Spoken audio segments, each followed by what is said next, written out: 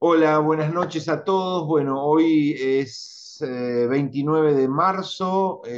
Nos toca una nueva clase sobre introducción al pensamiento científico. Seguimos en la unidad número uno y en aspectos que tienen que ver con la evolución del pensamiento científico, origen, evolución e impacto en la actualidad. Hemos ya hablado sobre la separación del pensamiento científico de otras formas de saber, de interpretar el mundo, el religioso, el artístico, el pseudocientífico, el tradicional o los conocimientos populares. Nos estamos focalizando en uno de los aspectos o en uno de los abordajes que el ser humano tiene para entender lo que le pasa a su alrededor, por qué le pasa, cómo es ese entorno, tanto en lo macro, ¿no es cierto?, en lo mega macro, que sería el universo, como en lo micro, que sería la existencia no visible, ¿no?, los átomos, las moléculas, etcétera. Tanto en lo muy pequeño como en lo muy grande, tanto en el mundo físico como en el mundo social, el mundo natural, el mundo social, las ciencias y su evolución histórica. No su evolución histórica, una reflexión general sobre eso y su diferencia con otros saberes. De eso estuvimos hablando. Hoy es un día muy especial para tocar este tema. Estoy muy choqueado. Fue un día muy importante para el mundo de la ciencia porque se publicó en la mañana una carta abierta de 1.100 especialistas en tecnología, empresarios de la tecnología, desarrolladores, entre otras figuras famosas, Elon Musk, en donde hacen un llamado y una alerta global para que las grandes empresas y desarrolladores de inteligencia artificial detengan por un tiempo el desarrollo de la inteligencia artificial hasta tanto podamos estar seguros que no estamos abriendo una caja de Pandora con altísimo riesgo para la humanidad. Y yo mismo había tenido una actitud bastante acrítica frente a esto, bastante frívola, porque les había hablado a todo mi entorno, a mis hijos, a mi familia, a mis compañeros de cátedras, de investigación, a un montón de gente sobre las maravillas de esta revolución que había nacido, no había nacido, sino que había explotado en el 2022 y que durante todo enero, febrero y marzo de este 2023 no hizo más que anunciar más y más avances, más y más novedades, y yo, como un adicto a todas estas, digamos, novedades a las que uno está escrito en las redes sociales, en los boletines, en distintos programas de información, porque este es mi trabajo, porque no puede haber un profesor de filosofía de la ciencia que no sepa nada de lo que está pasando en la ciencia, aunque sea a grandes rasgos. Mi obligación como profesor de epistemología es al menos un rato en el día poder pensar a la ciencia, y para poder pensar a la ciencia hay que notificarse en qué está, ¿no? Así que es obligatorio para mi formación permanente. Y bueno, y yo había imaginado solo una amenaza de las que anuncia la carta. La carta le marca, va dirigida a las grandes empresas de desarrollo de inteligencia artificial, anuncia varias amenazas que voy a pasar a comentar, no porque esta sea una clase de inteligencia artificial y sus riesgos, esta es una clase de pensamiento científico y aspectos históricos, sino porque tiene que ver con la evolución de la ciencia. Esto que acaba de pasar hoy tiene que ver con los avances, con la potencia, con el cambio, con la dimensión de la capacidad que tiene esto que llamamos conocimiento científico para cambiar el mundo, ¿no? Entonces quería hacer una relación entre la noticia de hoy, que es impactante, con aspectos genéricos de esto que estamos discutiendo en pensamiento científico. La carta nos invita a pensar en 4 alertas o 4 amenazas estructurales que podría provocar la inteligencia artificial si sigue creciendo a esta velocidad día a día. La primera, vuelvo a remarcar esto porque para mí tiene un sesgo de autoridad mayor. Esta carta firmada por 1.100 personas no la firman militantes aborígenes de izquierda. No la están firmando compañeros de la selva que piensan que los robots son el mal del mundo y que no hay nada mejor que el cuerpo a cuerpo y que la ciencia es horrible y que los conocimientos tradicionales de la aldea es lo mejor del mundo. No. La está firmando la crema de la tecnología y de la ciencia mundial. Los que están viviendo y conectados y que hacen de la inteligencia artificial y de los avances tecnológicos su negocio. Por eso no es que una comunidad de militantes de la selva no puedan impugnar un cambio científico de este tipo. Claro que lo pueden hacer, tienen todo el derecho de hacerlo, pero quiero decir, uno esperaría que la gente que entiende de esto hable bien de esto, se nutra de esto, lo defienda y no nos llame a una alerta mundial. Uno lo esperaría de otros sectores, más refractarios del avance científico, más tradicionales, etc. ¿Y qué nos dicen? Lo primero es la inteligencia artificial a esta velocidad y con esta plasticidad, flexibilidad y costo, amenaza masiva y globalmente las fuentes laborales del mundo. Es probable que una gran cantidad de puestos de trabajo que hoy conocemos en muy corto plazo sea óptimamente, muy económico reemplazarlos por algoritmos. Doy casos, cosas sencillas, no hay muchos más, pero yo no soy un especialista. Toda la gente de atención al público del mundo. Toda la gente de atención al público del mundo. Y 1000 veces más de atención al público virtual. Telefonistas, gente de chat, venta electrónica, call center.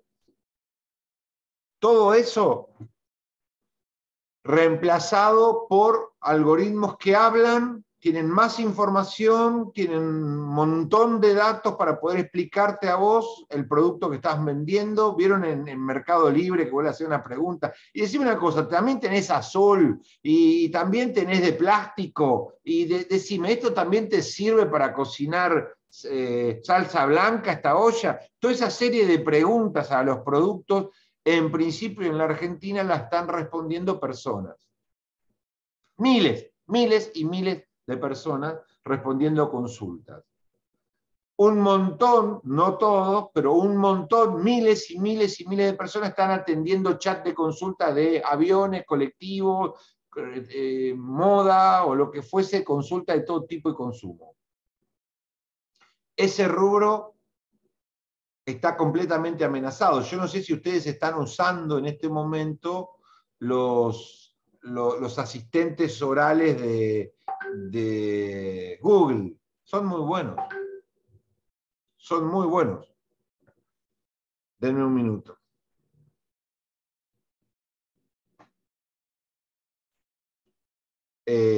Toda esa gente va a sentir amenazado su trabajo. ¿Qué otros? Bueno, la inteligencia artificial está permitiendo llegar muy rápidamente, en vez de en 10 años más, 20, en muy pocos años más, a los autos autónomos. Está resolviendo muy bien la conducción de vehículos, que sean tractores, camiones, autos, lancha, barco, trenes, lo que fuese, con lo cual, si el proceso avanza a esta velocidad, en poco tiempo vamos a ver la autonomía en la conducción de gran cantidad de diversidad de medios de transporte que están manejados por sistemas de inteligencia artificial. Miles y miles y miles de choferes. Doy 2 casos nada más, pero de todo tipo. Es decir, la carta nos dice que a esta velocidad de bajo costo, de adaptación, de potencialidad, la inteligencia artificial puede ser a una velocidad mucho más rápida, a una escala mucho más colosal, lo que fue la máquina de vapor a la tracción a sangre. La máquina de vapor a la tracción a sangre hizo ese efecto. Destruyó miles y miles y miles de puestos de trabajo de carreros, gente que atendía caballos, gente que fleteros de carro que llevaban cuero de un lado al otro. Bueno, vino el camión, y hizo un desastre, pero no generó una crisis muy grande porque esa transición del motor a vapor reemplazando a del motor a sangre fue lenta, fue gradual, durante más de una década duró esa transición. Hoy estos procesos se están acelerando de transformación. Bueno, primer punto. Después lo profundizamos porque hoy no es una clase sobre esto, es solo un momento de la clase sobre esto. Destrucción colosal de empleos como los conocemos. Eso dice la carta. Segundo elemento, amenaza la inteligencia artificial como amenaza en el uso de la información. Gran capacidad de crear noticia falsa y de intoxicar nuestra percepción del mundo. Es una herramienta muy poderosa, por ejemplo, para crear una noticia perfecta de el Papa se murió. Una foto de cualquiera de ustedes, no sé, drogándose o desnudo. Una foto del presidente de la nación sentado con Macri en un bar y un título periodístico que dice llegaron a un acuerdo, pacto entre el presidente. Pero ese no sería ningún problema, porque de última se va a saber. Bueno, ese no sería ningún problema. Ahora, si yo esta noche lanzar una campaña de inteligencia artificial creando imágenes y noticias perfectamente diseñadas sobre gran retiro de reservas de dólares en los bancos, el presidente llama a su gabinete de crisis, preocupación por el movimiento bancario de hoy a la mañana, y lo inyecto en las redes sociales, puedo llegar a crear una catástrofe, una corrida bancaria a último minuto dramática. Doy un ejemplo nada más. Nosotros tenemos un sistema global de noticias de instantaneidad. Es decir, no estamos esperando 9, 10, 12 horas para chequear una noticia que saca el diario y después vamos al kiosco, tomamos el diario, lo leemos con tiempo, chequeamos en la radio que también lo dijeron. No existe nada de eso. Las noticias tienen una demora de consumo de 20, 25 minutos como máximo, global. Tac, salió hoy, 6.000 millones de personas la leyeron en los próximos 40 minutos. Les llegó por las redes, no tengo que ir al diario, no tengo que esperar 20 horas, no me la tienen, nada. Me llegó por Twitter, me llegó por Facebook, me llegó por Instagram, me llegó por los diarios, me llegó por los noticieros, por A, por B, por C, se filtra por todos lados y es una bomba. Entonces la carta de estos especialistas dice, la inteligencia artificial aplicada a las redes sociales y a la comunicación humana, fuera de control y sin un proceso de pensamiento, de límites, de regulaciones, puede ser un arma terrorífica para modificar la realidad, para intervenir en la realidad, para engañar, para crear pánico, para crear noticias falsas que después cuesten años o meses revertir. La tercera alerta que nos da es la inteligencia artificial puede llegar a un punto de complejización y autonomía que escape a la comprensión humana. Es decir, en criollo, yo lo digo así porque no soy un especialista, sepan disculpar si no está bien, van a saber más que nosotros y se van a terminar automatizando para muchas cosas. Que ya viene pasando en muy poquitos casos, chiquititos, que no es lo mismo, pero para que den un ejemplo, si yo voy en un auto autónomo y le digo, clavalo freno, el auto no me hace caso. Si yo le digo, acelerá, el auto no me hace caso. Me va a responder una voz y decir, discúlpeme, José María, no puedo acelerar porque la velocidad máxima permitida por la normativa no me permite ir más rápido. No, discúlpeme, José María, no voy a poder frenar porque atrás viene un camión y estaríamos provocando un accidente. Pero yo soy el dueño, yo decido correr el riesgo, yo te digo que frene. No puedo hacer eso, correría de riesgo su vida. Y decide él, no yo. Vos decís, bueno, pero es un caso nomás para eso, porque es mejor, porque me cuida. Sí, bueno, perfecto. Ahora eso multiplíquenlo para múltiples sistemas donde se va complejizando y la máquina va evaluando opciones y finalmente decide que lo que yo le pido no lo va a hacer. En múltiples campos y en un múltiple funcionamiento. Yo no estoy hablando dentro de una década, estoy hablando de hoy, porque la carta dice hacer un parate en el 2022, ya, por 6 meses, hacer un acuerdo global de controles, límites. Bueno, tercer tema, hiperdesarrollo y hipercomplejización. ¿No? Bueno, entonces, ¿a qué nos invita esta carta? Que después se las voy a publicar en el grupo de WhatsApp para que el que le interesa profundizar la mire o no, como quiera, no importa. Porque lo que acá está importando no es el problema de la inteligencia artificial o el salto cuántico que esta herramienta nos está ofreciendo para un mundo. El mundo va a cambiar radicalmente a partir de la masificación de inteligencia artificial para todos los ámbitos de la vida. Sino que lo que nos está mostrando una vez más es la potencia, lo revolucionario, lo transformador que es este conocimiento llamado conocimiento científico. Que es que así como lo llamamos conocimiento de revolución científica a lo largo del siglo XVII, en el 1600, por poner un corte, y por agrupar una serie de personas que son, digamos, íconos, no son los únicos, pero bueno, uno los estudia como si fueran íconos de la revolución científica, no sé, Copérnico, Galileo, Newton, Kepler, Tycho Brahe, entre tantos otros, con el ícono más importante en Galileo Galilei, esos abrieron una caja de Pandora. Ellos, por decir algo, ellos, en realidad no fue nadie, fue un proceso histórico de múltiples personas, en múltiples lugares, pero bueno, vamos a simplificarlo así. Eso, ese conjunto de personas en ese contexto histórico europeo abrieron una caja de Pandora.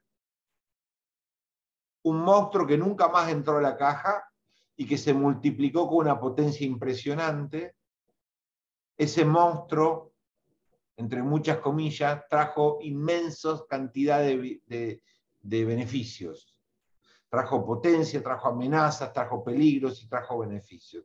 ¿Y cuál es ese monstruo? Ese es el conocimiento científico, que fue capaz de decirle a los otros saberes, especialmente al saber religioso, no, espera, hay otra manera de conocer el mundo, que no es la manera teológica basada en las escrituras y en los traductores de esa escritura, llámense teólogos, que son los que entendían, traducían y le explicaban al pueblo cómo era el mundo guiados por las Santas Escrituras.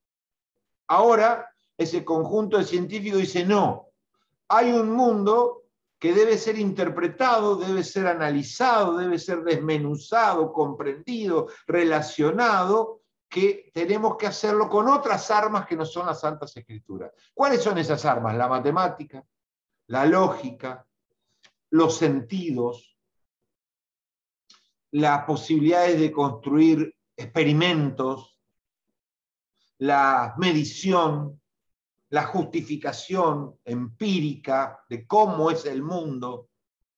Entonces una plaga deja de ser un castigo divino por nuestros pecados y se transforma en un fenómeno biológico que puede ser entendido desde otro lugar. Puede ser estudiado ya no como un rayo de Dios por nuestros desvíos, sino como un fenómeno de la vida, entre una operación entre seres pequeños y grandes, no sé, un virus y los humanos, y ese virus y esos humanos interactuando, se provocan determinadas situaciones, el virus sale de acá, se multiplica así, provoca esto, se puede curar así, se puede limitar así, y entonces ya no estamos lidiando contra un pecado y un castigo de Dios, sino ya estamos lidiando contra otra entidad, contra otro sujeto, que se llama virus. Y que no tiene nada de demoníaco, sino que está descontrolado por alguna razón y que tiene explicación y que puede tener seguimiento y que puede ser estudiado, comprendido, neutralizado, resuelto. Y tal es así que tenemos decenas de enfermedades que las entendimos como tal y hemos hecho vacunas y las hemos erradicado de la historia del mundo o por lo menos reducido dramáticamente a un microgrupo de gente que aún se enferma con ella. Por decir una, la viruela, pero hay muchas. Cuando uno va y pone sus chicos en el calendario de vacunas nacional, uno ve que hay más de 10, 15 vacunas. 15 vacunas, es decir, curas, entre comillas, no, la palabra cura no está bien, cura de 20 y pico de enfermedades. Y quien pudo crear 15 o 20 vacunas para curar 20 y pico de enfermedades, va a poder crear 100 vacunas para curar 200 enfermedades. Porque cada año se agrega una vacuna más contra una o dos enfermedades más que quedan erradicadas. Y entonces a lo mejor podrán aparecer nuevas, pero cada año morimos de menos cosas. Por eso la vida está llegando a los 80, a los 90. Entonces, ¿de qué estamos hablando? Y estamos hablando de pasar de una lógica teológica, buscando en nuestro comportamiento moral la causa de la pandemia, pasando a buscarla en nuestro comportamiento físico. Ya no es moral la búsqueda, es física. Estamos buscando un virus, una bacteria, lo que fuese, un hongo. No estamos buscando un pecado. No estamos pidiéndole a los teólogos que nos explican por qué estamos padeciendo el COVID. ¿Qué hemos hecho? No. Y ese cambio, que lo doy en ese ejemplo, se da en todos los casos. La interpretación divina es desplazada y reemplazada por una interpretación científica. Y eso es una revolución total para entender el mundo. Entonces, si nosotros vemos en la Biblia o en la Santa Escritura, se deduce, se puede interpretar que somos el centro, entonces, qué sé yo, por decir algo, en el Génesis, Dios creó en 7 días todo, ¿no es cierto? Nos creó a nosotros y a muchas más cosas en 7 días. Y puso la noche y el día, y puso al hombre y a la mujer y a las especies. Bueno, creó una idea de cómo se creó todo y de pronto nos damos cuenta que los sentidos, la matemática, la lógica, la experimentación, el laboratorio, la medición, la prueba, dice, no, a ver, nosotros no fuimos creados todos juntos en la misma semana. Hay una evolución de las especies. Hay especies que no existían el primer día, que existen ahora, y hay otras que existían antes y no existen ahora. Por lo tanto, no hay diluvio, volver a empezar, rayas. Lo que nosotros observamos cuando vamos a Gaiman y vemos que está lleno arriba de la barda de caracoles, no es que un tipo la llevó con una carretilla, es que arriba de la barda, bien alto, era todo océano, está todo tapado. Y que ¿por qué hay petróleo en Comodoro? ¿Qué es el petróleo? Bueno, todos sabemos que el petróleo son entidades orgánicas descompuestas, enterradas. Petróleo son, para decirlo brutamente, plantas y animales prensadas, descompuestas, jugo de plantas y animales, por decir algo. ¿Y cómo puede haber petróleo donde no hay plantas? ¿Cómo puede haber petróleo en Arabia Saudita y en Comodoro Rivadavia? Si el petróleo viene de lo orgánico, de la vida. Bueno, porque tanto del siglo, milenios, esto era otra cosa, esto estaba lleno de orgánico. Entonces, ¿qué significa? ¿Que el mundo fue siempre igual? No, que evolucionó. ¿Cómo evolucionó? ¿Qué etapas? ¿De qué manera? Bueno, la ciencia va midiendo, estudiando, comportando. No hay una creación. Hay una evolución. Y eso va explicando las eras, las etapas, los ciclos. Entonces ya no hay un Dios creador de ese modo, porque la explicación de la evolución no anula una creación divina. Lo que pasa es que la va corriendo. Bueno, en esta parte de la fiesta no hay Dios. En esta parte tampoco, en el hall tampoco, en la vereda tampoco. Lo va corriéndolo a etapas más previas. Ya acá no hay la varita mágica. Puede haberla antes de eso, pero acá ya no. Después de descubrir puede haberla antes, pero acá ya no. La vamos corriendo a la intervención divina, pero no eliminando. Por eso está lleno de físicos y de científicos que creen en la creación divina, pero no del mundo, del Big Bang. Ya en el mundo ya sabemos que no.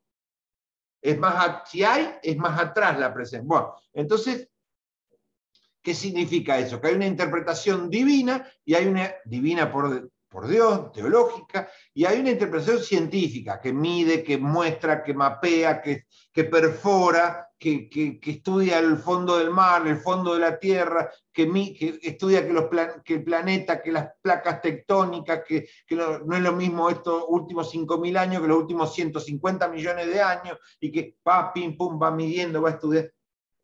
¿Qué va usando? La razón, la matemática, la medición, la observación, la lógica, la prueba, lo empírico, va construyendo hipótesis, va demostrando, va haciendo experimentos y va tratando de a poco de contarle a la sociedad cómo es esto cómo somos y cómo es el mundo, por un sentido genérico de la palabra. Y va tratando de contarnos otro relato que no es el divino, es otro relato, es otra historia sobre lo que somos. Y hay puntos muy conflictivos porque hay lugares comunes donde las dos corrientes o modos de entender el mundo chocan y siguen disputando. No, yo tengo razón, no, yo tengo razón, no, vos no tenés razón, yo sí, yo no, vos sí, vos no. Puntos en conflicto. Por ejemplo, aún hoy se escuchó que en muchos pastores evangélicos y de otras credos que la pandemia era castigo divino. Eso se escuchó hace 2 años atrás. Hubo, si bien es minoritario, las principales guías religiosas no entraron en eso, pero se escuchó decir, esto es por los pecados del mundo. Yo lo vi mismo, yo en la televisión lo vi. Pastores eufóricos diciendo, no le hagan caso a los científicos, esto es el pecado, nuestro castigo por nuestros pecados. También hay puntos de conflicto. Por ejemplo, hoy hay una corriente importante en el mundo que dice, me niego a creer en la evolución, me niego a creer en esta teoría evolutiva de que venimos de las especies, que mutamos, inclusive me dicen que venimos del mono y que antes del mono venimos de los anfibios. No, nosotros somos otra cosa, no creamos en nada de eso que dice la ciencia, nosotros somos creados a imagen y semejanza de Dios. La Biblia es clara, creados a imagen y semejanza de Dios. No podemos ser creados a imagen y semejanza de Dios y venir de los anfibios y del mono. Y entonces hay escuelas que no permiten enseñar Darwin, que no permiten enseñar teorías evolutivas, que no permiten contradecir a la Biblia, que hay castigo. Y estoy dando muchos lugares del mundo. No es que una escuela menonita en un lugar, en el Amazonas. No. En muchos lugares del mundo hay una defensa religiosa del creacionismo, se llamaría la teoría actual, el creacionismo. Sigue vigente la idea que todo se hizo de una. Inclusive hay videos muy buenos, estéticos, en relato, excelente calidad, que nos cuentan que el evolucionismo está equivocado y que las religiones tienen razón y que Dios hizo todo de una. Bueno, son relatos religiosos. Disputa de dos formas de ver el mundo. Lucha en ese campo. Hay otros campos que no hay lucha, que hay convivencia pacífica, digamos. Otro de los casos que hay lucha, por ejemplo, es en la cuestión de la manipulación genética. Hay muchas religiones que piensan que lo que Dios dio e hizo, no hay que ser tocado, no hay que ser modificado, que la genética no puede ser un restaurante a la carta en donde vos podés elegir la forma, el color de tus hijos, donde vos podés crear un bebé en probeta y alquiler de vientre, que todo eso es pecado, y que eso es antinatural, y que eso es antihumano, y que por lo tanto la ciencia es demoníaca, es una ciencia perversa, y que no, hay que sacarlo, prohibirlo, eliminar. Bueno, ahí hay lucha de lo que la ciencia puede ofrecerle a la humanidad como servicios, posibilidades, y lo que las religiones dicen no. No tomemos eso, combatamos contra eso, cerremos centros de, qué sé yo, criogenización o de centros de, por ejemplo, los centros de muerte digna, o cerremos los centros de conservación de óvulos fecundados o llamados embriones. Todo eso hay que cerrarlo, porque eso es manipular la naturaleza que Dios nos dio. La ciencia quiere ser Dios. Por lo tanto, es demoníaca, es pecaminosa, es negativa en ese aspecto. Y ahí entonces hay lucha con lo genético, con la teoría de la evolución, con esto. Y hay otros casos que no hay lucha, que hay convivencia. Pero este conocimiento científico, que es tan amenazante al pensamiento religioso, comenzó en esta revolución científica, que se caracterizó por tener una potencia transformadora enorme. Entonces, ¿qué sucede? Se abre la caja de Pandora, se construye estas herramientas para conocer el mundo, vuelvo a insistir, la matemática, la lógica, la experimentación, la medición, los sentidos, una noción epistemológica que el mundo puede ser conocido, bueno, un montón de cosas que tiene el pensamiento científico. ¿Y qué pasó? ¿Qué pasó desde el 1600 a hoy miércoles a la noche? Y pasó que esa ciencia se fue multiplicando como un virus. Se fue acelerando sus saberes, su potencial. Es una cosa que no deja de generar, de provocar, de aportar. Entonces pasamos de tener 4, 5, 10 teorías a tener 5.000 a 50 millones, pasamos de tener 100 científicos a 10 millones, multiplicamos teoría, multiplicamos experimentos, multiplicamos saberes, y fuimos creando ciencia. Entonces empezamos con 2 o 3, qué sé yo, con la química, con la astronomía, con la física, y después tenemos 10 ciencias naturales, 10 ciencias sociales, 15, se van ramificando, se van multiplicando. Luego viene todo el siglo XIX con la consolidación institucional de la ciencia. Si la ciencia ya no lo hace la gente en los garajes, en los castillos o en algunos lugares educativos, sino empieza a haber todo lo que llaman universidades, laboratorios, centros de estudio, asociaciones científicas, todo eso se robustece, se agranda, escuelas, universidades, laboratorios, centros de ciencia, museos de ciencia, revistas, asociaciones científicas y muchas otras cosas más que van generando una robustez institucional, una red de apoyo que hace que la ciencia cada vez evolucione más, te encuentre más apoyos. Entonces empezamos a tener especialización. Entonces nosotros en la ciencia política teníamos una ciencia política, después empezamos a tener ciencia política, relaciones internacionales, opinión pública, marketing político, teoría política, filosofía política, y ya a mitad del siglo XX ya dejamos de querer ser todo, ya nadie puede ser físico, ya nadie puede ser politólogo, es politólogo especializado en relaciones internacionales, pues no puede saber todo de relaciones internacionales, de sistema político, de constitucionalismo, de culturas, no, hay miles de ramas, hay miles de formas, entonces se agranda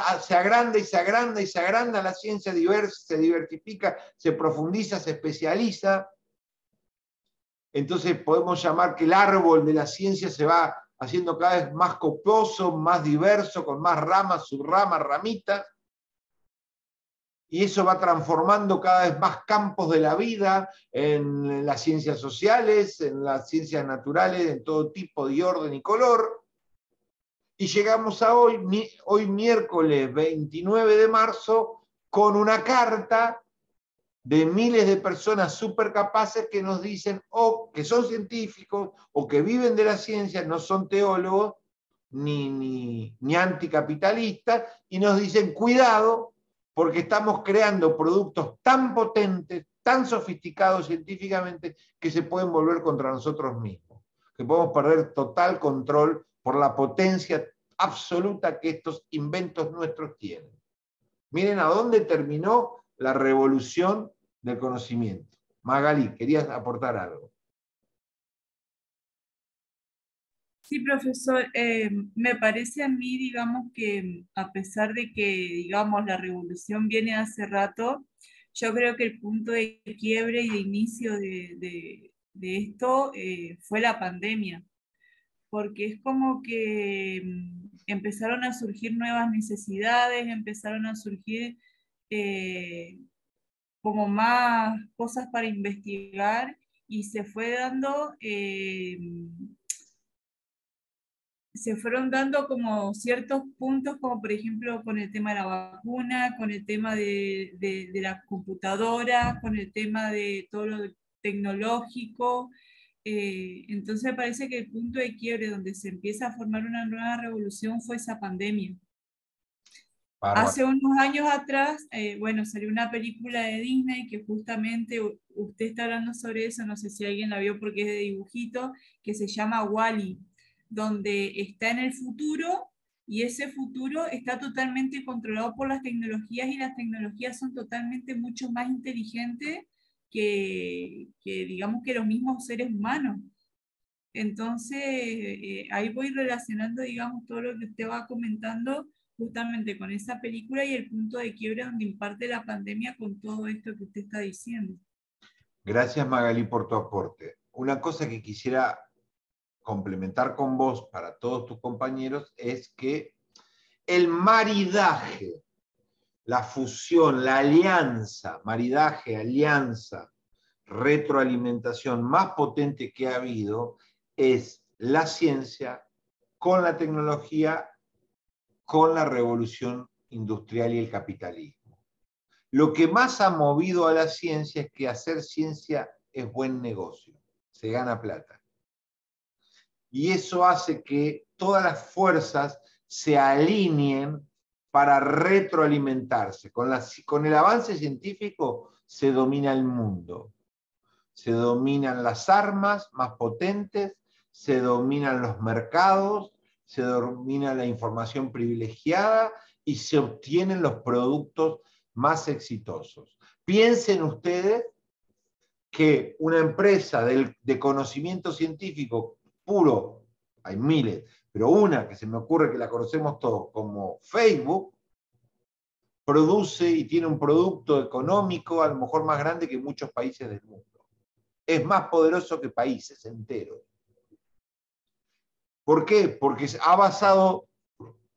ha beneficiado económicamente de avances tecnológicos, científicos, basados en la comunicación, en la necesidad humana del encuentro y en muchas otras cosas, y ha hecho un boom económico global.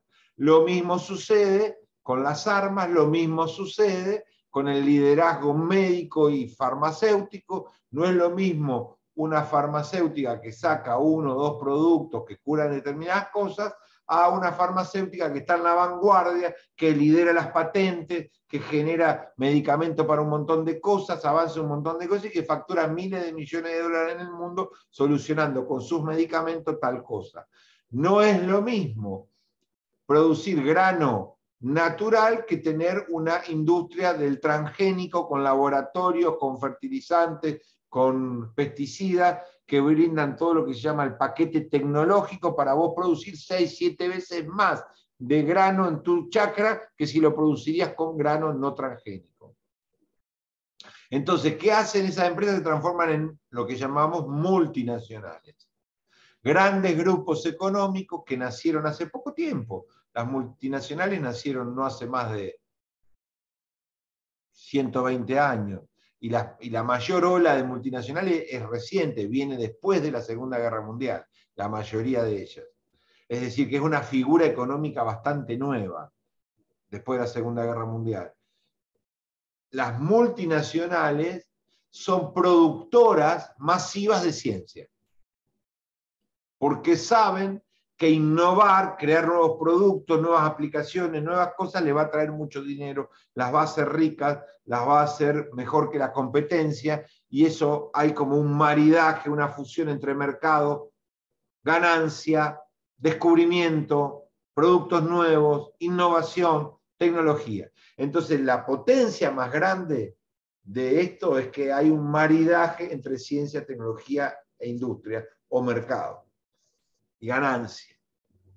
También la industria militar ha generado mucha ciencia, muchos avances científicos. Entonces, esto se ve cada día más.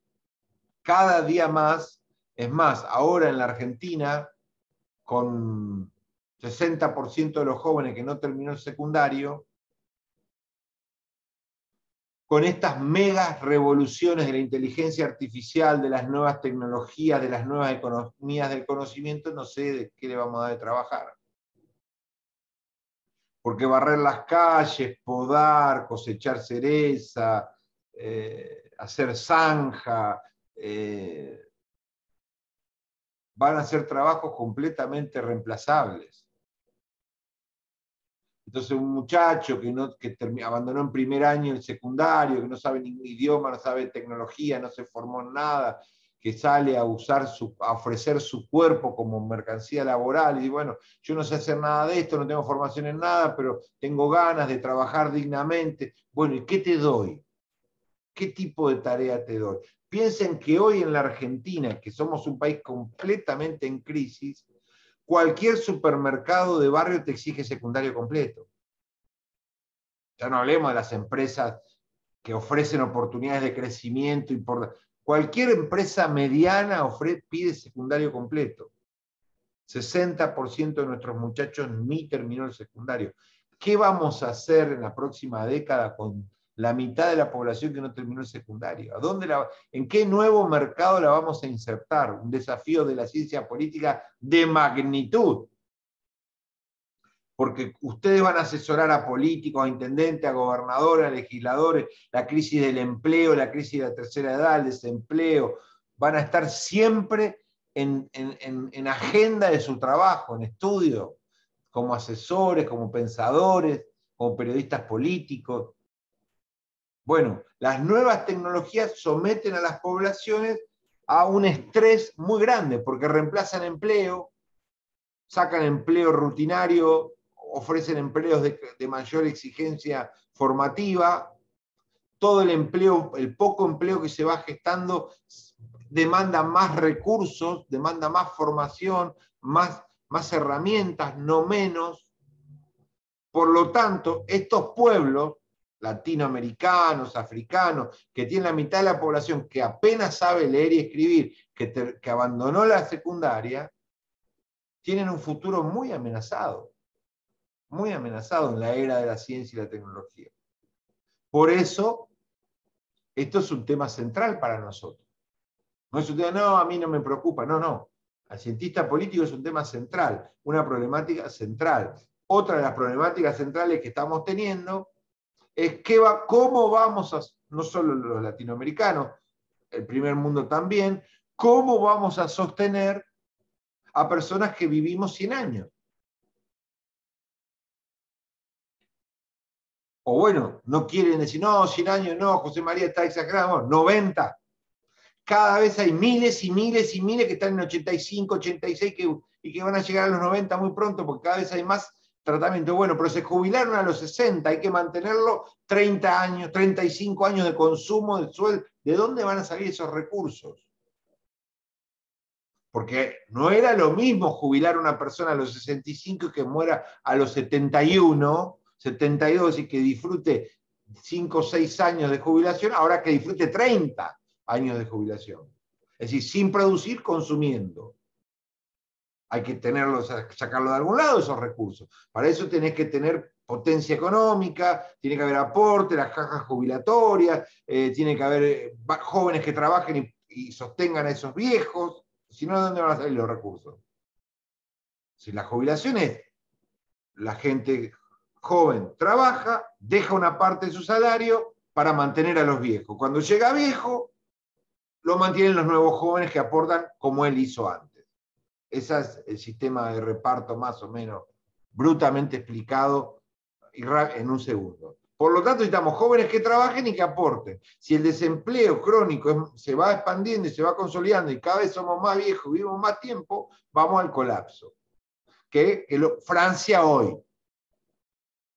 ¿Qué tiene que ver Francia hoy con pensamiento científico? Profesor, usted está mezclando todo, me perdí. No, Francia hoy es revolución científica sobre la vida que lleva a los franceses una expectativa de vida de 90 años y un sistema jubilatorio creado en 1945 para cuando la gente se moría a los 65 años. Y que no le cierran las cuentas por ningún lado y el presidente dice, bueno, aumentemos los años de trabajo. En vez de 60, 62, 63. Porque la ciencia ha cambiado la vida y por lo tanto hay que crear una economía acorde a esta realidad científico vital. Biológico, científico, vital. Entonces, la discusión de hoy, de las revueltas de hoy en Francia, es ciencia pura. Tiene no un poquito, todo que ver con lo que estamos hablando, con la capacidad revolucionaria de este saber científico de modificar las cosas. Entre otras, la expectativa de vida de los seres humanos. Que, por otro lado, les digo hoy, ustedes me van a decir, es un delirante, decir que vamos a vivir 100 años en promedio, millones y millones y millones de seres humanos, es muy, muy conservador. Mucha más gente en el tema habla de 120, 130 o 140 años de vida como expectativa muy pronto. Yo hablo de 100 para hablar de algo muy, muy, muy, muy, muy conservador. 100 años de vida, de los cuales la mitad de ustedes tiene menos de 25 años, por lo cual les quedan 80 años de vida. No empezaron, no están ni siquiera en el 20% de su experiencia vital. ¿Y qué me van a decir? ¿Que se van a querer jubilar de maestra o de directora de escuela a los 50 años y vivir hasta los 90 con el 82% móvil? Sí, eso suena muy bien, me encanta. Bueno, yo también ruego a Dios, mientras que me falte poco para jubilarme con el viejo régimen, por Dios, porque yo quiero para mí, para mi hijo, para todos mis seres y mi Argentina, que todos podamos tener 35, 40 años jubilados, 82% móvil, disfrutando la vida. Ojalá pueda, pero, a ver, todavía sigo siendo racional, digamos, tengo que defender de dónde van a salir esos recursos. Entonces, la ciencia modifica la vida, la ciencia es revolucionaria en todos los campos, la ciencia es amenazante para muchas religiones, la ciencia ha creado tantos cambios que amenaza a su propia especie, no sé si la amenaza, la tensiona con creaciones como la inteligencia artificial que podrían salirse de control. La ciencia modifica todos los órdenes políticos porque, entre otras cosas, modifica la longevidad, modifica la identidad, con los cambios de sexo, con las opciones sexuales. Alguien más que no sea Magalí, no es que no te quiera escuchar Magalí, que son un montón. ¿Alguien quiere opinar? Seguramente habrá un montón que dirán, este hombre está equivocado. Los quiero escuchar. Yo recién me uní. Buenas noches, soy Buenas David. noches. Hola, David. Opino que estoy viajando en el colectivo, recién salí de dar clases, así que estoy totalmente de acuerdo con lo que usted postula. Me parece que hay que reformar el sistema y tengo 25 años, pienso que el sistema de reparto hoy es una estafa. Hoy es una estafa al jubilado que no le alcanza, que no vive, la alta inflación se le come los ahorros, se come la inversión, se come el dinero, el poco dinero que perciben, así que considero que hay que hacer una reforma bastante profunda. Gracias, David. Recuerden que no estamos hablando de un problema de la Argentina, David. No, es un más problema bien. de la relación de las pirámides demográficas del mundo, ¿no? O sea, el problema acá lo tiene la Argentina, lo tiene Francia, lo tiene Alemania, lo tiene cualquiera. Sergio. Levantó la mano Sergio. Hola. Bueno, Magalí, entonces sí, ahora sí que no hay nadie más anotado. Hay una cosa con la que, o sea, sí estoy de acuerdo en que la tecnología, digamos, ha ayudado a avanzar, a prolongar la edad, ¿sí? Pero también hay muchos chicos jóvenes en estos tiempos que ha hecho que aumente la tasa de suicidio, por lo cual yo creo que por un lado se equipara también por ese lado. Y por otro lado, el hecho de que se aporte, lamentablemente yo en mi caso, por ejemplo, que soy empleada municipal, yo estoy en una cooperativa, yo no estoy en blanco. Entonces también es un problema de la sociedad que no están tomando las responsabilidades como corresponde para que el empleado haga su aporte como corresponde. Bien, les pido que salgamos de la discusión de la jubilación para pasar a una discusión sobre sociedad, cambio científico, sociedad, impacto de la ciencia, porque si no nos vamos a un tema específico que no es la clase de hoy. Está Sergio. When you now. Estás ahí. Si no, lo pasamos a Jonathan Bis. Jonathan, adelante. Hola, buenas noches a todos. Por ahí, haciendo un repaso de lo que venía hablando usted, profesor, desde el principio, respecto a la revolución científica, con estos grandes referentes que fueron Isaac Newton, Galileo Galilei, Jonas Kepler. Por ahí lo que quería aportar es que, si bien hubo una disociación entre teología y ciencia, hay que reconocer que estos grandes pensadores, estos grandes científicos, nunca dejaron de creer. En ellos nunca hubo una disociación. Ellos siempre creyeron que había una mente suprema detrás de todo lo que estaba creado, ¿no? Lo único que tuvieron otro tipo de interpretación. Por ahí el error de la teología es la interpretación, que es puramente humana. Entonces, pero nada, quería recalcar esto, que ellos nunca dejaron de creer, siempre fueron creyentes en una mente suprema, en un poder divino, más allá de que, bueno, de que después por ahí pienso yo que los divulgadores de la ciencia de revistas, por ahí lo que hicieron fue generar este conflicto. Yo creo que ciencia y religión tienen mucho que ver y en muchos aspectos se relacionan y creo que no se contradicen. El error está en las interpretaciones que hace el ser humano de las escrituras. Después, referido a la ciencia y a la técnica, a la tecnología, algo que me gustó mucho que dijo Mario Bunge en uno de sus escritos, es que lo que hoy en día tiene que ser regulado es la técnica y no la ciencia. La ciencia es importante, pero lo que hoy tenemos que regular, que los gobiernos tienen que regular, el Estado tiene que regular, es la técnica, porque es lo que de a poquito es como que va destruyendo el mundo. La técnica va destruyendo el mundo. Bueno, perfecto. O sea, si no se regula, digo, perdón. Bueno, no, todas las opiniones son bienvenidas y gracias por aportar, Jonathan, tu punto de vista. Es cierto, hay una cosa que le quería decir a todos. Por ahí podríamos, cuando fundamentamos, empezar a tener un espíritu científico, es decir, hechos, datos, pruebas, fundamentos, ¿no? Eso le va a ir dando a ustedes una solidez creciente en la manera de fundamentar, porque ustedes tienen que aprender a ser científicos de la política, ¿verdad? Entonces tienen que ir armando una estructura argumental capaz de decir, no, yo lo que digo lo refrendo en los hechos, lo demuestro de esta manera, uso estos datos y lo demuestro así o así. En el caso del aporte de Jonathan, es verdad, hay muchos científicos que han planteado ideas revolucionarias en el mundo que han sido y son muy creyentes. Tiene toda la razón Jonathan en ese aspecto. Hay muchos casos, incluidos los revolucionarios, Newton, por ejemplo, los revolucionarios de la ciencia. No, discrepo humildemente, no me considero que tenga la razón, solo discrepo en que no haya puntos de conflicto, en que no haya lugares donde ambas interpretaciones chocan sobre cómo es el mundo y cómo no es. Creo que sí, en mi humilde opinión, y uno de esos ejemplos es de dónde venimos, la teoría evolucionista o no de la vida.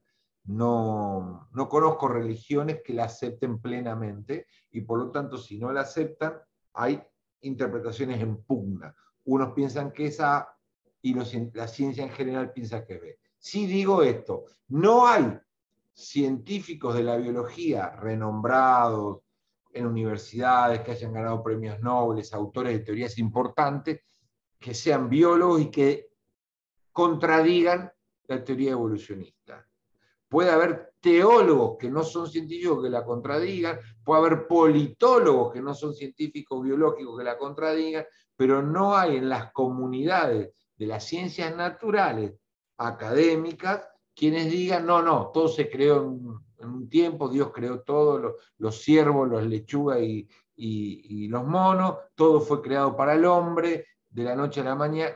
Bueno, yo no lo encuentro. Si estoy equivocado, en la semana me mandan casos contrarios de José María, mira, por ahí no lo tomes a mal, te mando estos textos, estos autores que son académicos, reconocidos de la ciencia estándar, que piensan que el hombre fue creado de la noche a la mañana, o en 7 días, o en 2 días, o en un acto mágico, y que todo fue creado espontáneamente. Y yo lo voy a estudiar con todo respeto y con toda apertura. Ahora bien, este es un tema marginal. Lo que sí está claro es que para entender el mundo ya no recurrimos a los pastores. Eso está claro. Para entender por qué me enfermo, no voy a la iglesia. Para entender cómo viajar más rápido, no voy a la iglesia. Para entender cómo ahorrar tinta o cómo imprimir más fácil, o cómo comunicarme con el otro lado del planeta, o cómo cruzar el Atlántico de manera más veloz, o cómo producir más tomates en 1 hectárea, o cómo generar un edificio más alto, no voy a la iglesia. Todas esas respuestas sobre cómo funciona el mundo y cómo lo podemos mejorar, voy a los campos de la construcción de teorías. Teorías de experimentación, tecnologías, pruebas, no pruebas, mediciones, matemática. Y en el campo de la ciencia política es interesante, porque nosotros también hacemos ciencia, en este caso ciencia social. Nosotros, para entender la crisis de la democracia, para entender la libertad de prensa, para entender la lucha de poder entre las naciones, para entender el racismo, para entender la alfabetización o no del mundo, no vamos a la iglesia.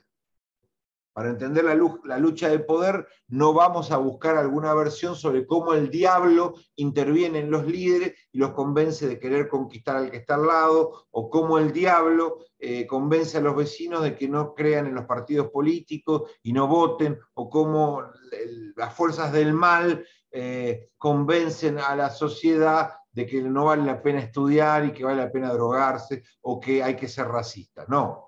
No vamos a la iglesia ni católica, ni judía, ni maometana, ni budista, ni cristiana a buscar esas respuestas.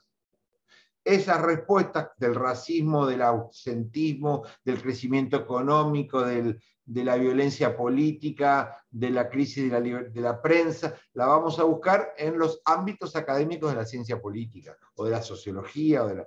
Déjenme que saque a mi ovejero que me tiene loco, se ve que voy a hacer pichí y me está acá, meta a mordisquear, le abro la puerta y bueno, un segundo. Bueno, va.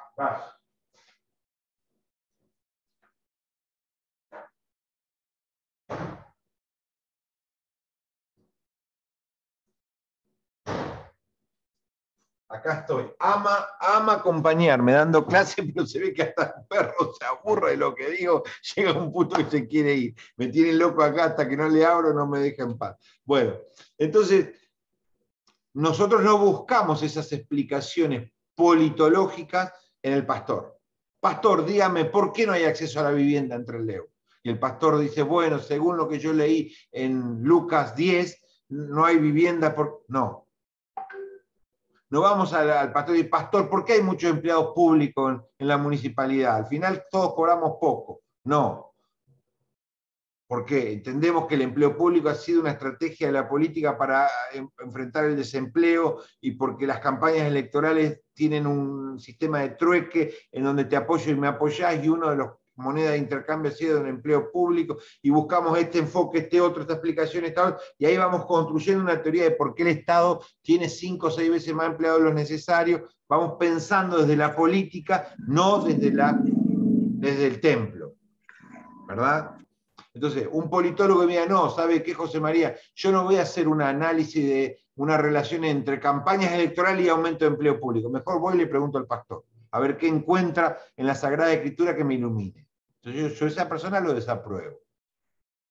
Pues no está haciendo ciencia política, está haciendo otra cosa.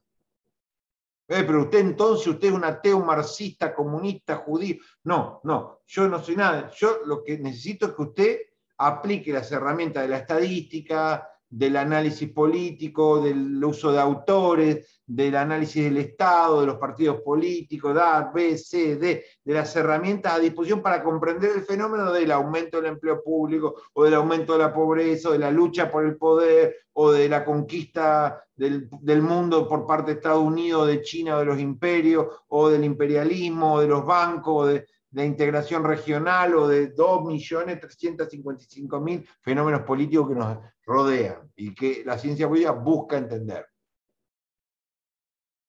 Por eso hacemos ciencia política, no teología política. Ojo, en este momento, hoy miércoles 29 de marzo, hay muchas sociedades en el mundo que se organizan políticamente hablando según lo que dice el pastor. Se llaman teocracias. Y en vez de presidente, tenemos el sumo sacerdote. Casos grandes, importantes, Irán. Hay muchas comunidades más. Casos chiquitos, cercanos, menonitas. En la comunidad menonita no se vota un intendente. Se elige un guía religioso que determina quién tiene vereda, quién se le da casa, quién no se casa, quién gana, quién trabaja. Administra el pastor como si fuera un intendente de su comunidad. Eso es una teocracia, chiquitita. Son poquitas personas, pero una teocracia. Irán, una teocracia enorme. El Vaticano, una teocracia enorme. Nada más que el Vaticano, o sea, la teocracia es el Vaticano, no los católicos. Los católicos pertenecen a una religión, no a un Estado. Este es otro lío que la gente no entiende. La mitad de ustedes puede ser católica, apostólica, romana, pero vive en la Argentina. Por lo tanto, al Estado al que pertenecen es el de la República Argentina. Hay un montón de judíos en Trelew que pertenecen a la religión judía, pero viven en el Estado argentino. Por lo tanto, están bajo reglas políticas argentinas. No están bajo una teocracia, ni los judíos ni los católicos que viven en la Argentina. Ahora, si vos sos católico y vivís en el Vaticano, en Ciudad del Vaticano, vivís bajo una teocracia. ¿Me explico? Ahí las leyes no las pone un presidente, no hay elección. Bueno, hay elección, pero de otro orden. Porque al Papa también se lo vota. Entonces, hay teocracias. Bueno, no, la ciencia política no fue creada para perfeccionar las teocracias. La ciencia y ver que los pastores interpreten las señales de Dios para entender cómo organizar la vida del barrio, de la riqueza, del poder, de la votación, de la libertad. No, la ciencia política interpreta con otras herramientas el funcionamiento humano. Y lo mismo hace la biología como ciencia humana para entender la reproducción humana. Usa otras herramientas llamadas científicas. Nosotros también, otras herramientas. Nosotros usamos mucho el martillo que se llama estadística, el serrucho que se llama investigación de campo, el taladro que se llama marcos teóricos de interpretación conceptual, y usamos todas esas herramientas para entender el comportamiento político de una sociedad, o tratar de entenderla. Y como no hay una sola interpretación, hay escuelas, enfoques, corrientes, los marxistas, los liberales, los del centro, los de arriba, los de derecha, los de abajo. Hay distintos grupos que usan esas herramientas con distintas técnicas y llegan a distintos resultados. Como si fuera un grupo de artesanos que talla con un estilo y otro grupo con otro estilo, y finalmente los productos terminan siendo distintos. Bueno, las interpretaciones de las escuelas de pensamiento, aún usando las mismas herramientas, terminan siendo distintas porque la aplican al martillo y al serrucho de una manera distinta para entender el fenómeno. Pero finalmente todos estamos haciendo ciencia, ciencia social. Usamos esos instrumentos en común. En cambio, una persona dice, no, frente al accidente, nada de transfusión de sangre.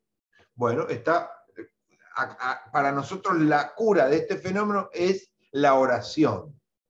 Bueno, en la oración, si Dios no escucha, lo va a curar, lo va a salvar. Si Dios no lo escucha, o no sé si no lo escucha, si no sé qué, no lo va a salvar, depende de Dios. Bien, ese es un instrumental. Otra es, no, intervengamos, donación de sangre, cirugía, terapia, resolvamos con otras herramientas científicas este problema. Dos interpretaciones sobre el mismo fenómeno radicalmente distintas. Ustedes saben que hay muchas religiones que dejan hasta ahí o hasta acá la intervención médica del cuerpo, inclusive la no transfusión de sangre también. Bueno. Sí, eso, profesor, y perdón, pido la palabra, no sé si Sí. tenía que levantar la mano. Mejor, Ciro, pero adelante, porque no había nadie. Adelante. No, que también esta semana me pasó de conocer personas que van a la iglesia evangélica. Yo les comenté respecto a un proyecto político y me dicen, no, la iglesia no nos permite participar de política. Vamos y votamos por una cuestión, pero no nos involucramos políticamente. Y Claro. la gente, tengo conocidos testigos de Jehová, creo que son, que esto de la transfusión de sangre, que no la aceptan ni la permiten. Claro, bueno. Pero no sabía que también en el orden político incidía la religión así, de no permitir. Claro, perfecto, Ciro. Gracias, es un buen ejemplo. Sí, hay algunas religiones minoritarias en donde se pretende que ese seguidor solo escuche al pastor en términos de políticas públicas. Es decir, es el pastor el que va a decidir por él, por sabiduría, por guía, por lo que fuera, a quién debe votar, a quién no, qué hacer, qué escuchar, qué no escuchar, y se arroga la representación, inclusive intelectual. Yo conozco sectores religiosos que no se les permite recibir folletos, leer propuestas, plataformas, no lea nada, para eso está el pastor. Usted quédese tranquila que el pastor va a leer por usted y le va a interpretar qué es lo mejor. No se meta en esas cosas. Y eso sucede aún hoy en Argentina. Pero eso no lo transforma en una teocracia. Una teocracia es cuando el poder es administrado por los pastores. En este caso es una religión, digamos, que atenta, o en este caso lo boicotea, yo podría decir con todo respeto, que es un enemigo de la democracia. Esa política de usted no se informe de nada, deja al pastor decidir por usted, es una religión atentatoria contra un régimen democrático. Porque el régimen democrático supone un voto, una persona un voto. No es un líder 6.000 votos, un líder vota por 6.000, no, es una persona un voto. Cada uno libertad de elección, de pensamiento, de crítica, de decisión. No hay el padre de familia vota por toda la familia, el dueño de la fábrica vota por todos los peones y el pastor vota por todos los creyentes. Y listo, ya con 40 votos estamos solucionados que representan al resto. No. La democracia supone otra cosa, que cada uno de los individuos no le delega ni al pastor, ni al padre, ni al director del club, ni al dueño de la estancia su libertad y su autonomía, su soberanía. No le delega a nadie, es propia. Cuando ha pasado que hubo sistemas políticos donde los dueños de estancias se arrogaban la propiedad del peonaje. A estos los cargo en el camión y votan lo que yo le digo. Con el voto, la era del voto cantado en la Argentina, en los orígenes de la democracia, eso se podía controlar porque vos como capanga de estancia te parabas al lado de la urna y veías qué gritaba cada peón. Y a todos se les dejaba bien clarito lo que... Algo sigue pasando, porque sutilmente, no tan violento, no tan salvaje, el capanga de la intendencia dice, ojo, no me van a dejar de votar, que acá lo he hecho a todos. Si en la urna esta no sale tal, te van todos. Esa idea de jefecito de estancia perversa, sigue habiendo en el punteraje político de la Argentina y de muchos países de Latinoamérica. Menos, poco, pero sigue estando esa idea. La peonada es mía, yo voto por los peones. En este caso son los empleados municipales, o los empleados de mi empresa, o los empleados de mi... Más que un poco eso, el dueño de la estancia, bajame los peones de la... Ahora es la traffic, no es más el carro, bajame de los traffic, esta es la boletita, querida, vaya con la boletita. Es más o menos lo mismo. Una perversión completa y total, ¿verdad? No sé si la han visto en algún lado, pero se ve. Cada tanto se ve poco, pero se ve. Una cosa esclavista. No, esclavista no, más o menos. No, esclavista. Yo lo he visto. Pararse en la puerta de la tráfico y decir, mamita, acá va la boletita, esta es la boletita, vayan entrando. Pues sí, Dios mío, esto es... ¡Wow! ¡Qué fuerte! Esto es medioevo, ¿viste? Pero se ha visto. Janina. Buenas noches, profesor, buenas noches, compañero. En mi caso, por ejemplo, soy oriunda de la provincia de Formosa, hace 4 años que vivo acá en la provincia de Chubut, el Lago Puelo, y es el caso notablemente de la provincia de Formosa, que tiene el mismo gobernador hace 37 años. Y es totalmente así como usted lo está describiendo, profesor. Trabaja quien milita para el gobernador, y existe la famosa ley de lemas, o sea que es imposible que gane otra persona porque todas las boletas lo dirigen directamente a que él sea el ganador. Claro, entonces Janina sería más o menos esto. Todos los regímenes que hay una persona que se quiere arrogar, robar, arrancarle al otro su soberanía para decir sobre su propio destino político, en este caso el voto, es una especie de mesías. Déjeme a mí, que yo sé lo que es mejor para usted, yo voto por usted. Sea dueño de estancias, sea pastor, sea jefe capanga mafioso de un municipio, sea jefe de un sindicato, lo que sea. El que ejerce una fuerza sobre un individuo y le arranque su libertad es eso. Cuando eso se transforma en todo, es una teocracia. Cuando se transforma en un sistema, y ese sistema está liderado por pastores, es una teo de Dios, gobierno de Dios. En realidad no es gobierno de Dios, es gobierno de los pastores. Las democracias son enemigas de las teocracias. Hay otros regímenes en donde es peor, porque directamente ya no son ni pastores ni dueños de estancias, son los dueños del partido, el partido oficial, Partido Comunista, un solo partido. Los que están ahí deciden por todo.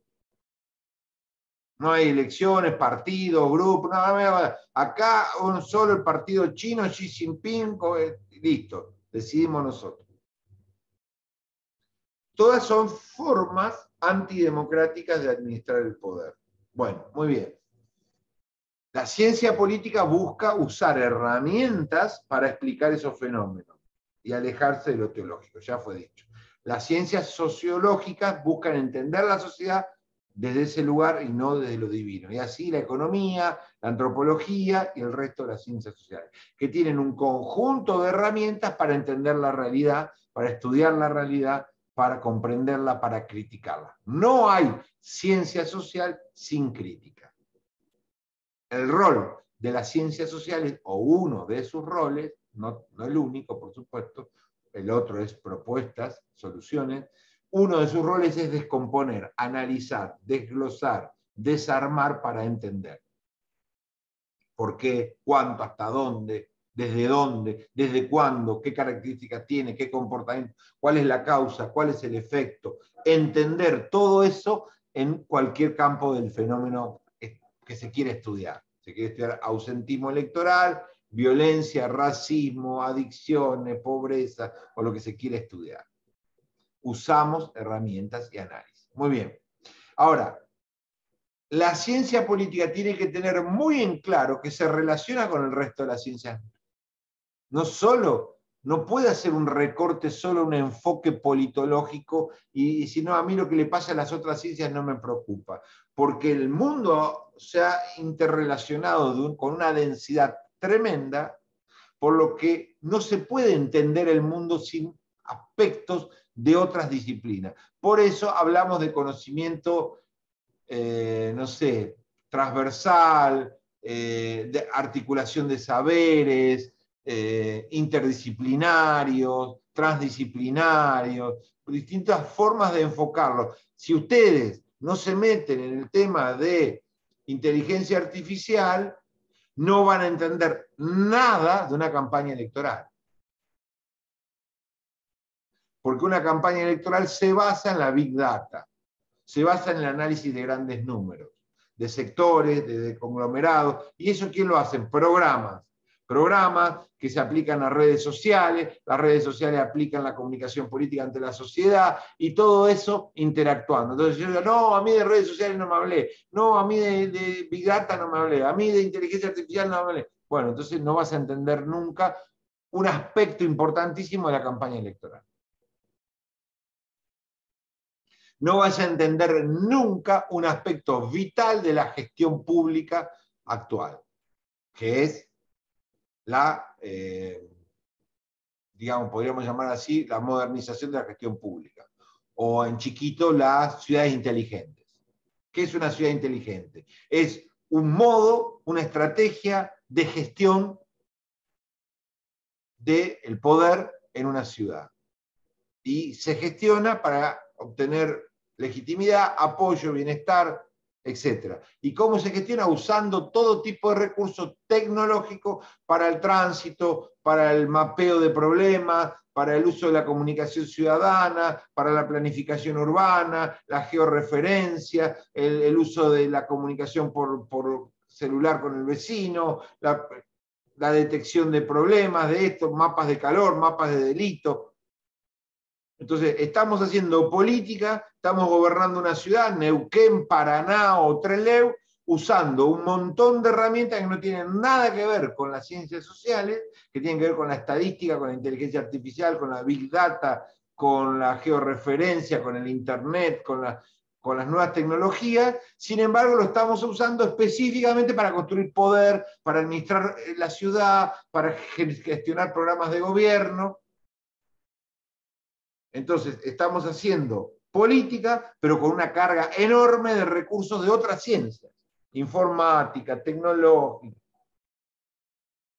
Entonces, ustedes interactúan con esas otras ciencias.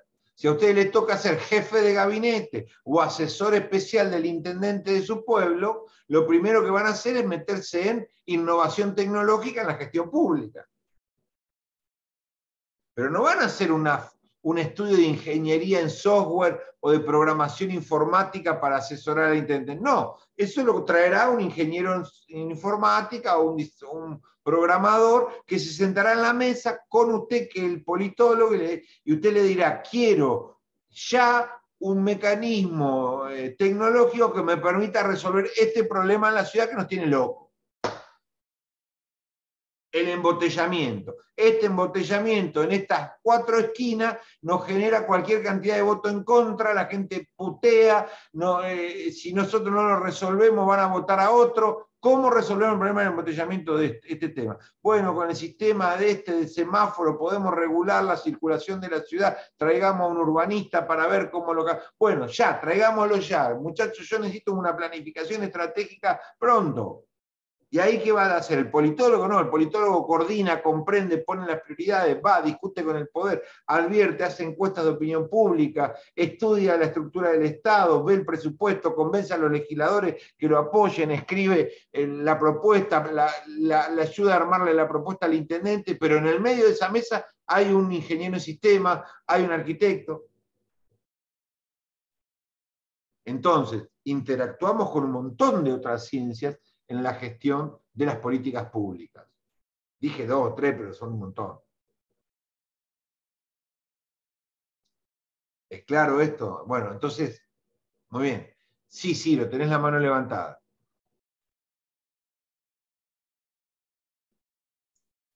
Bueno, habrá quedado desde antes. Bueno, entonces, ¿qué queremos decir con esto? La ciencia evoluciona, la ciencia es revolucionaria, la ciencia se va diversificando, tiene una potencia de cambio muy grande. es muy amenazante a muchos lugares de poder, es amenazante a muchas religiones, es amenazante a muchos feudos, es amenazante a muchas formas de autoritarismo de la sociedad, porque se infiltra, se mete, se modifica status quo de todo orden y color. La ciencia No podía, perdón, no podía sacarme el micrófono, pero sí la tenía levantada, profe. Trayendo esto que estás relatando, de alguna manera yo lo traduzco como en medio un poco feudalismo, esto del que llevaba, ¿no?, en carruajes o en carros, no carruaje, en carros a la gente. Yo ahí comenté en el chat que sigue sucediendo hoy, y trayendo el ejemplo de la compañera de Lago Puelo que comenta esto de Formosa, 37 años, me gustaría primero, antes de olvidarme, que nos comente un poco qué es la ley de lemas, pero a la vez también comentar que no es necesario irnos muy lejos. Actualmente estamos en un contexto de elecciones en la localidad de Trelew, para los compañeros que por ahí no son de Trelew. En 18 días votamos intendentes por elección del oficialismo, de adelantar las elecciones, que genera un gasto público tremendo. Y justamente ayer se dio una situación media triste para compañeros de mi edad que trabajan en el SEM, que es un sistema de pago de tránsito, o sea, del estacionamiento medido, en donde a todos se los obligó a ir a una gran caminata de parte de una de las candidatas desde el oficialismo, en donde el que no iba, al otro día no se presentaba a trabajar. O sea, esas cuestiones existen aquí, en Trelew, y se ven muy realzadas, bueno, en esto, en lo que vos decías, por ahí las campañas políticas. Bien, bueno, lo de ley de lema lo vamos a dejar, Ciro, porque no tiene que ver con lo que estamos discutiendo. Estamos Con discutiendo pensamiento científico. en este Ok. momento lo que estamos discutiendo es el poder de la ciencia frente a otras formas de organizar la sociedad a lo largo de la historia y en el presente. Y cómo la ciencia social o natural modifica el mundo si lo hace sola o con otras ciencias, y cómo nosotros como politólogos tenemos que entender este comportamiento científico y su función y sus herramientas. De eso estamos discutiendo. Sobre el uso de la libertad del otro, eso surgió para marcar la lucha entre las democracias contemporáneas y la ciencia política como función esencial de otras maneras de organización política como la teología o las teocracias. Muy bien. Ahora bien, es importante entender que la ciencia política como ciencia social necesita usar sus reglas. ¿Ustedes quieren ser médicos? Bueno, muy bien. Para ser médicos difícilmente entren a terapia intensiva con té de tilo o yuyos de la abuela. Van a usar las herramientas que la medicina avanzada les otorga para poder curar. Yo lo que les pido a todos ustedes, que cuando entren a la sala de operaciones de la ciencia política, tomen las herramientas de la ciencia política y no yuyos de la abuela. Y las herramientas de la ciencia política no son la opinión, la militancia, la propaganda, son la estadística, los datos, las mediciones, las comparaciones, los usos sistemáticos de autores, de categorías, de conceptos. Ciudad inteligente es un concepto, planificación estratégica es un concepto, gobernanza es un concepto, democracia es un concepto, legitimidad es un concepto. Esos son todos martillos, serrucho, pinza que necesitamos tomar, combinar adecuadamente para abordar un fenómeno. Entonces, si ustedes quieren ser cientistas políticos, ahora, si son militantes políticos que vienen a estudiar un ratito de ciencia política, pero en realidad su cabeza está puesta en ser presidente, se perdieron mi clase anterior. Se perdieron mi clase anterior y dijeron, vinieron al lugar equivocado. No entremos a la sala de operaciones con yuyos, entremos con herramientas. Entonces, todos los que debatamos de ahora en más en el cuatrimestre es pensar qué marco teórico le puedo aportar al profesor, qué datos estadísticos, qué comparación de autores, qué herramientas conceptuales voy a usar para cuando opine sobre esto. Esto tiene que ser muy distinto al Turing. No vamos a estar 6 años acá todos los días para cuando salgamos nos parezcamos a una reunión con Gancia de por medio en el Turing. Se tiene que notar que estos son profesionales y que los otros son ciudadanos. Los otros son válidos, son legítimos, son importantes, son ciudadanos discutiendo, opinando de política. Nosotros somos profesionales, rigurosos científicos sociales. Y la diferencia tiene que estar muy clara, si no, no estudiamos nada. Entonces, cuando hablemos de, por ejemplo, el impacto de la ciencia política en la gobernanza, es, bueno, a ver, ¿qué significa el impacto de esta ciencia? Y que esta ciencia tiene que apuntar a usar recursos para que las ciudades sean, ¿qué? Más accesibles, más diversas, más ambientalmente sustentables, más pacíficas, menos racistas, menos excluyentes o elitistas o clasistas, armando guetos y separando a la gente por clase, por sector, por los pobres se arman un gueto acá. No, la ciudad tiene que estar integrada, porque la integración es un valor fundamental de un concepto de sociedad libre, sociedad pacífica. Entonces, si tenemos que generar una ciudad integrada, hay que sentarse en una mesa y ¿cómo integramos la ciudad? Bueno, el transporte la integra, la escuela la integra, las avenidas la integran, las plazas la integran, la cultura la integra. Bueno, ¿cómo lo integramos? Yo, como desde la ciencia política, estudié que una ciudad integrada es una ciudad más pacífica y una ciudad de guetos es una ciudad más violenta.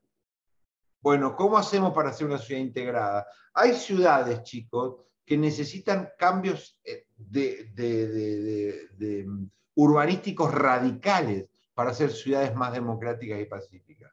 Hay ciudades que necesitan cambios en la cultura radical para hacer ciudades pacíficas, o incluyentes, o ambientalmente sustentables. Hay ciudades que sus pueblos se han acostumbrado a vivir en condiciones ambientales gravísimas, y que las políticas públicas nuevas requieren una batería de enfoques y de medidas y de planes de gobierno para transformarlas en ambientalmente saludables.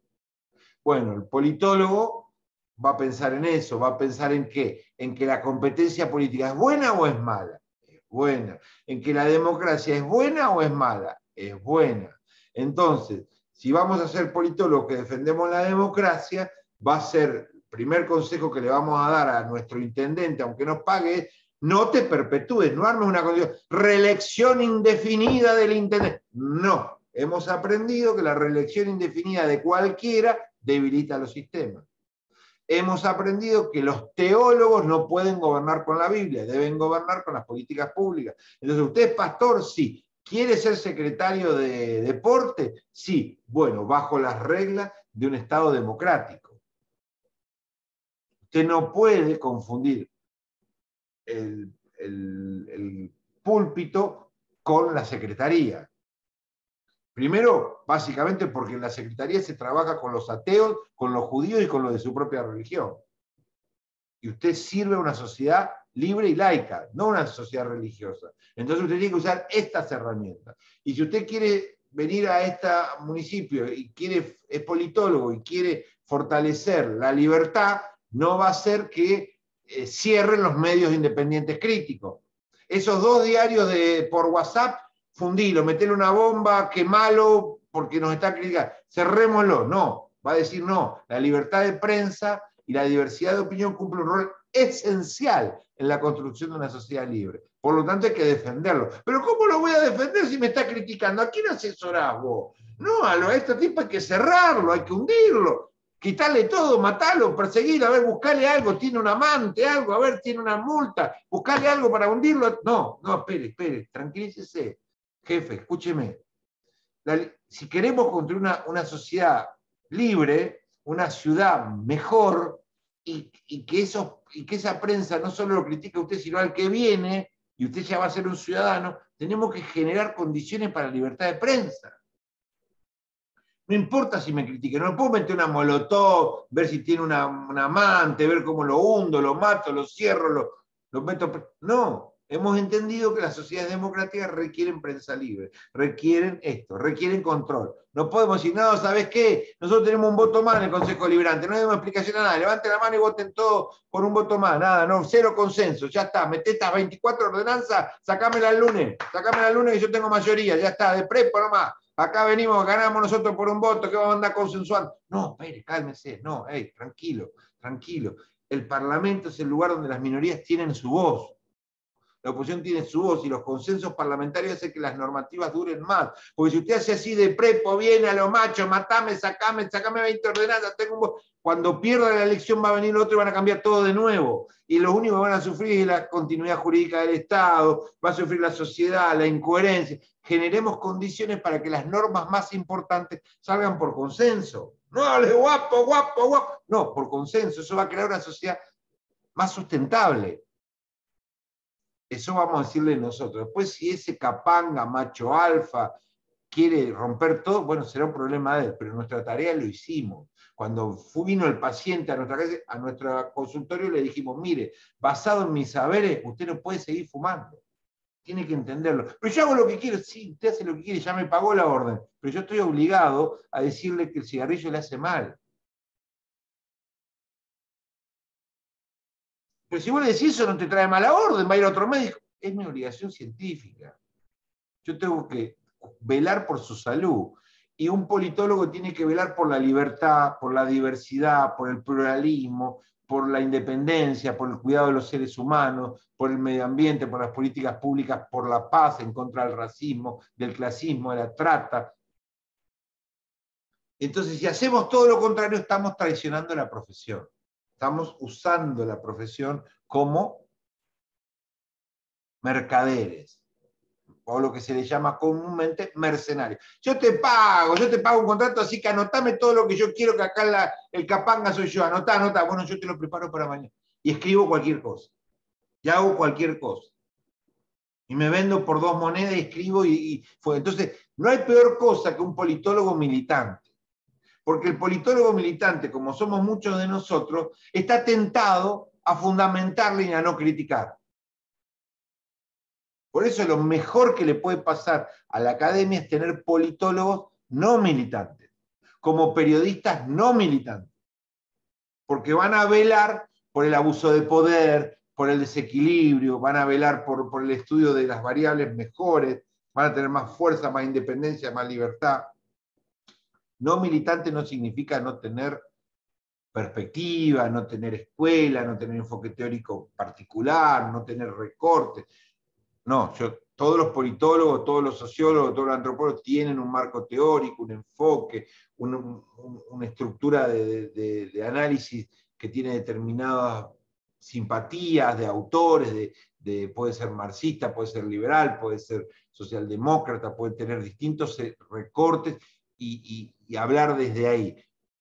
Eso está perfecto. Pero otra cosa es servirle al jefe, escribir lo que el jefe le manda. Eso es otra cosa. ¿Me explico? Entonces, bueno, ustedes saben que el médico de Michael Jackson fue preso. Creo que 2 o 3 años preso. ¿Y por qué un médico fue preso?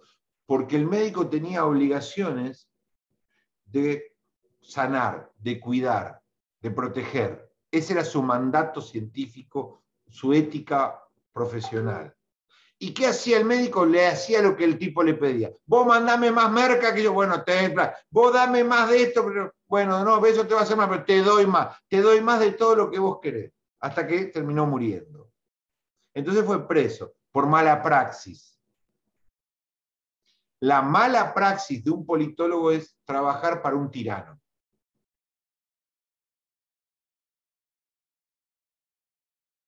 Sí, Magalí.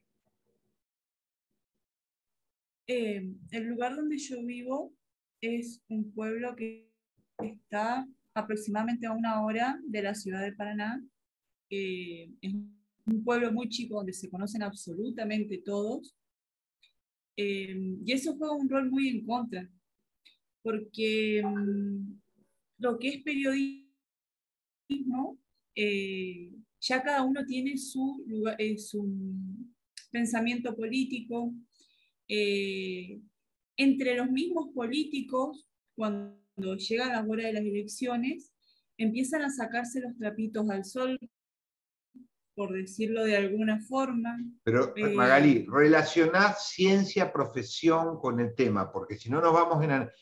¿Qué querés decir sobre el tema del rol de la ciencia política como ciencia social? Claro, o sea, como que no, como que hay mucho autoritarismo, hay mucho...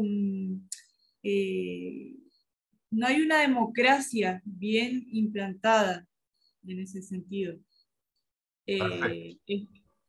Para mi punto de vista, porque no, o sea, usan mucho las redes sociales para desprestigiar al otro, para... y nosotros los empleados, por ejemplo, lo primero que hacen cuando cambia el tema de quién asume a la política, empiezan a rodar cabezas. Bien, entonces tampoco tenemos derecho. Perfecto.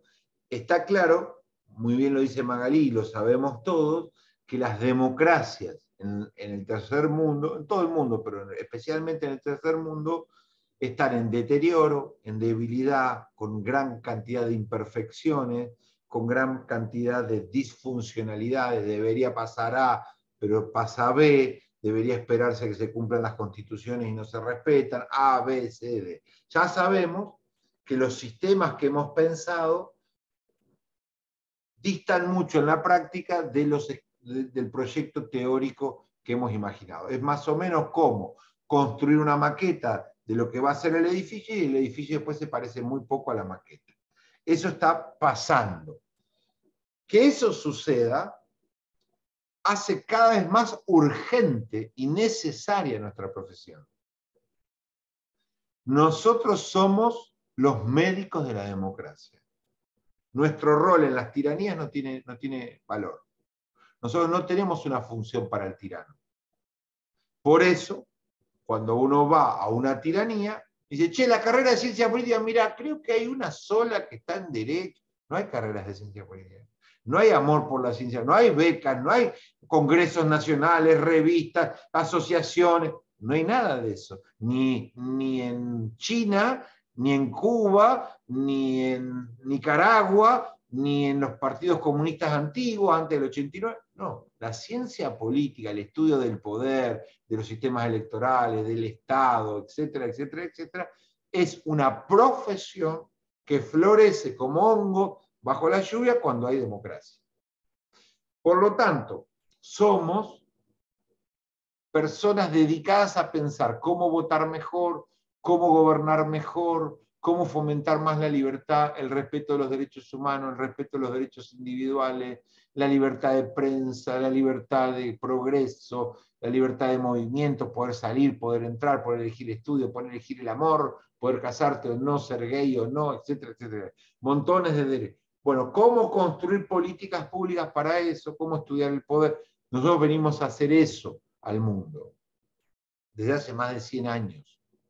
Por lo tanto, en tu pueblo chiquitito, en mi pueblo también chiquito como Trelew, un pueblo perdido en la Patagonia, la democracia carece de montones de cosas. Es nuestra labor pensarla, es nuestra labor escribir, investigar, proponer, reflexionar, capacitar para que desde nuestro humilde rol esas democracias sean mejor. Y si en algún momento tenemos la tensión entre el poder y la profesión, me ha pasado muchas veces, desear el poder y no la profesión, desear ser intendente o ser ministro o ser diputado y no mi profesión, tengo que tener claro que en ese momento mi desempeño vital pasa a otro campo. No digo, yo estoy haciendo ciencia política en la intendencia, no. Paso a tener otro rol, otra función, otra tarea, otras prioridades, que en ese caso puede ser la construcción del poder y del bien público. Que lo puedo hacer mejor o peor, más o menos, pero dejo mi ética profesional, mi rol, mi desempeño profesional y paso a desempeñarme en otra cosa. Es como cuando el médico deja de querer curar y pasa y se transforma en el médico de Michael Jackson o se dedica a otra cosa. Se dedica a otra cosa, se dedica a otra cosa. En este momento no está ejerciendo de médico. Yo como intendente no ejerzo de politólogo. Ejerzo de político, que es otra cosa, no tiene nada que ver. Otras reglas, otros valores, otras prioridades, otras energías, otras búsquedas. Cuando yo me transformo en politólogo, me alejo del poder para pensarlo, para criticarlo, para analizarlo, para estudiarlo, para enriquecerlo, para mejorarlo. Y lo hago con ética. ¿Qué significa ética? Que no te piensas, che, mi jefe si escribe le borro, este renglón le borro porque a mi jefe no le va a gustar. No, escribo, propongo, pienso con la máxima libertad profesional posible lo que le puede pasar a la sociedad con esta reforma electoral, con la ley de lema, con esta ordenanza o con esta acción política, lo que fuera. Entonces, nosotros que venimos a hacer ciencia política, no lo olvidemos. La ciencia tiene sus reglas. Seguimos la semana que viene. Chau, que la pasen bien. Hasta pronto. Maribel, ¿querés decir algo? ¿Tenés alguna visita con el práctico? Adelante, compañero.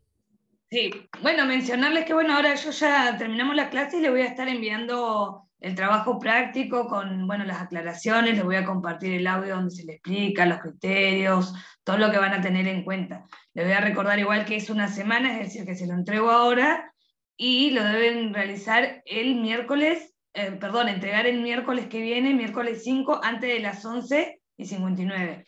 Y por otro lado, bueno, si se exceden en las fechas, se va a tomar como recuperatorio. Todas estas aclaraciones van a estar compartidas en el audio y en el escrito del trabajo práctico al finalizar las consignas.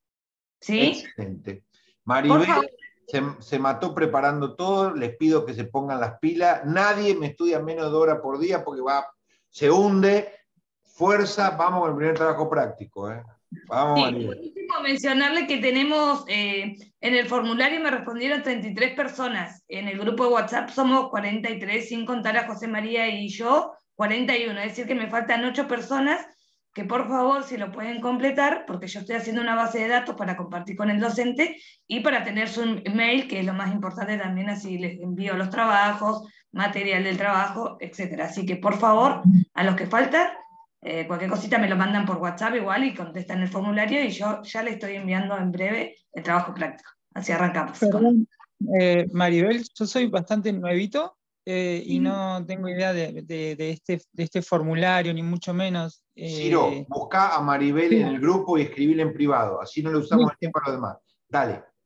Perfecto, eso sería entonces. Gracias, Ciro, gracias a todos, gracias, chao, hasta el miércoles. Chao, chao.